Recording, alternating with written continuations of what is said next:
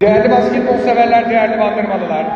Türkiye Sigorta Türkiye Basketbol Ligi 2024-2025 sezonu 13. hafta erteleme karşılaşması Şipiti Lojistik Bandırma Bordo Basketbol İstanbul Anka Spor karşılaşmasını izlemek üzere Bandırma 17 Eylül Üniversitesi Spor Salonu'na hepiniz hoş geldiniz. Müsabakanın Türkiye Basketbol Federasyonu temsilcisi, hakemlerini ve takım kadrolarını anons eder, hakemlerimize ve takımımıza başarılar dileriz. Türkiye Basketbol Federasyonu temsilcisi Sayın Hakan Beştepe, Baş Hakem Sayın Barış Turgut, Birinci Yardımcı Hakem Sayın Benhur İlcel, İkinci Yardımcı Hakem Sayın Münevver Özemre. Konuk İstanbul Anka Spor takım kadrosu 1 numara Rüzgar Fenemen, 2 numara Ali Alperen Ayaz, 7 numara Akın Aksoy, 9 numara Deniz Kocaman, 10 numara Erdinç Alex Koyun, 11 numara Atakan Akbaş, 12 numara Mert Kocagözoğlu, 13 numara Osman Tufanbaş, 15 numara Muhammed Emin Kara, 19 numara Metehan Sever, 24 numara Ahmet Ali Türkoğlu ve 77 numara Erbay Kemal Kalkıcı.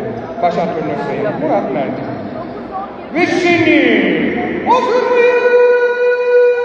Bandırma!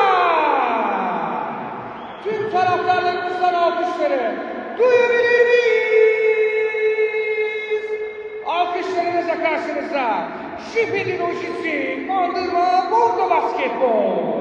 1 numara Erkin Şener, 2 numara Erwin Butler, 3 numara Talat Altınbey, 4 numara Erkin Çilek, 7 numara Onur Karaca, 8 numara İsmet Orhan Afşar, 9 numara Emir Adıgüzel, 10 numara Şafak Etke, 14 numara Mert Ali Sert, 15 numara Erolcan Çinko, 18 numara Deniz Şener ve 33 numara Burhan Işık. Baş antrenör Sayın Semih Susu.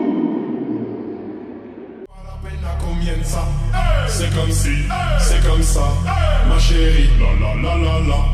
Francia, Colombia, me gusta. Freeze. J Balvin, Willy William, te gusta. Freeze.